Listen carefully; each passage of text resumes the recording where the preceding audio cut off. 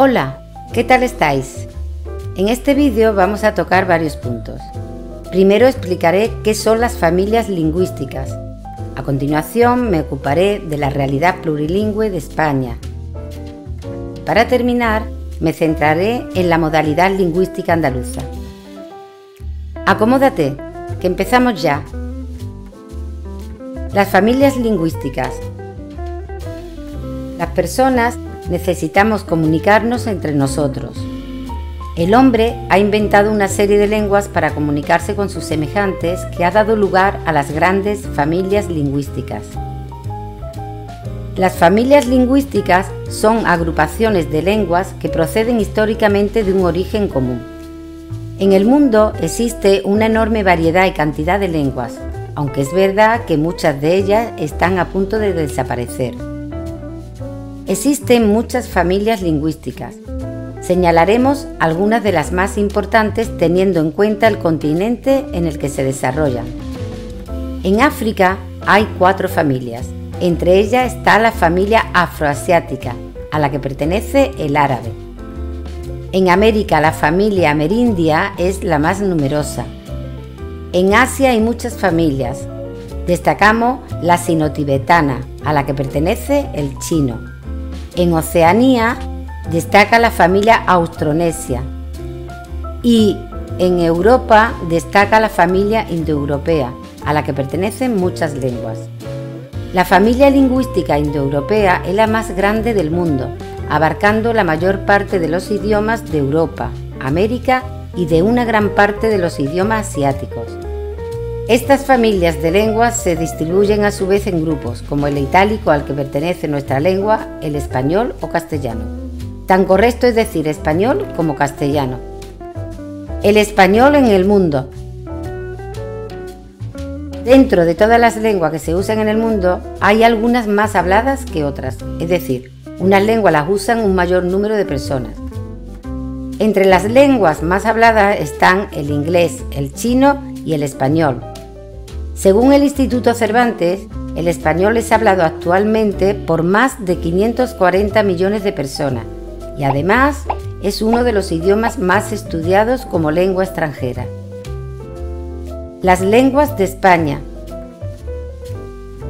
Las personas aprendemos a comunicarnos por medio del código verbal que emplean los que nos rodean. Así, cada uno aprenderá la lengua de los que tiene a su alrededor, su familia, amigos, profesores, es decir, de su comunidad de hablantes. En el mundo existen diferentes pueblos que utilizan distintas lenguas para comunicarse entre sí. En algunos países, como es el caso de España, se hablan lenguas diferentes. A la lengua reconocida por las leyes de una comunidad de hablantes se le llama lengua oficial. El español o castellano es la lengua oficial en todo el Estado español.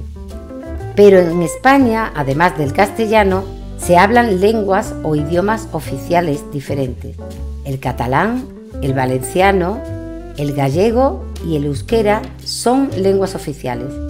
Es decir, en estas comunidades se usarán paralelamente 2 idiomas oficiales, el castellano y otro más.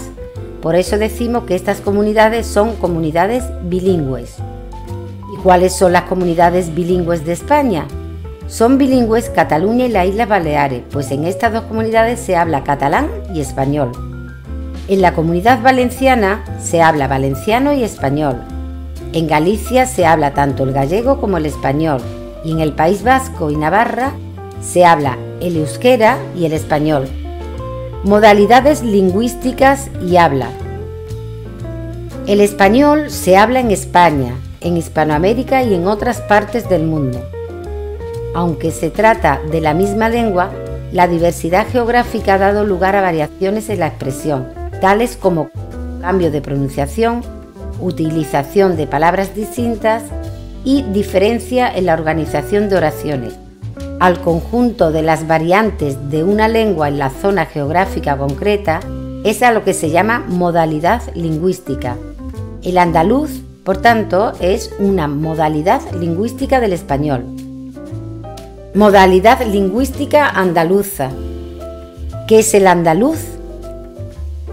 El andaluz es la modalidad lingüística del castellano que se habla en Andalucía. La modalidad andaluza presenta numerosos rasgos comunes con el castellano, pero ofrece también características propias que hacen que se diferencie de otras modalidades lingüísticas, como por ejemplo la canaria o la extremeña. Dos de las características principales que distinguen a la modalidad de habla andaluza son la entonación, que presenta un ritmo más rápido y variado que el de las modalidades de otras regiones, y la peculiar pronunciación de algunos sonidos, especialmente la S, la J y la vocal final de los plurales de palabras. El conjunto de estos rasgos hace que el andaluz sea fácilmente identificable por los habitantes de otras comunidades. Veamos cuáles son algunas de las principales características del habla andaluza. El seseo y el ceceo. El seseo consiste en pronunciar el sonido Z como S. Por ejemplo, en lugar de zapato se pronuncia zapato, o en lugar de socio se pronuncia socio. Y cecear consiste en pronunciar el sonido S como Z. Por ejemplo, en lugar de José se pronuncia José, o en lugar de socio se pronuncia socio. El yeísmo. Este fenómeno consiste en la pronunciación del sonido elle como elle. Por ejemplo, en lugar de paella se pronuncia paella, o en lugar de bocadillo se pronuncia bocadillo. Reemplazar el sonido L por R en posición final de sílaba. Por ejemplo, en lugar de bolso se pronuncia borso, o en lugar de tuerto se pronuncia tuelto.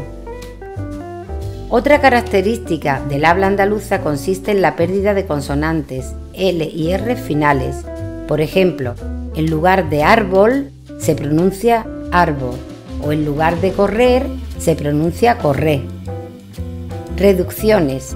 Por ejemplo, muy se reduce a mu, para se reduce a pa y casa se reduce a ca. Relajación y pérdida de la D intervocálica. Por ejemplo, en lugar de pronunciar comido se pronuncia comío, o en lugar de estado se pronuncia estao.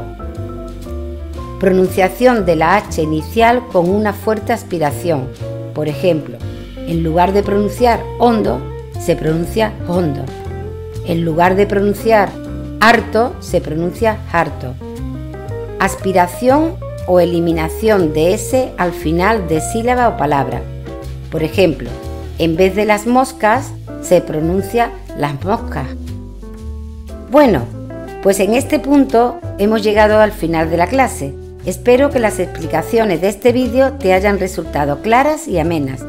Te agradezco la atención, pero antes de despedirme, te animo a que des un repaso al contenido del vídeo para afianzar las ideas. Así tendrás menos dificultad para realizar las actividades. ¡Hasta pronto!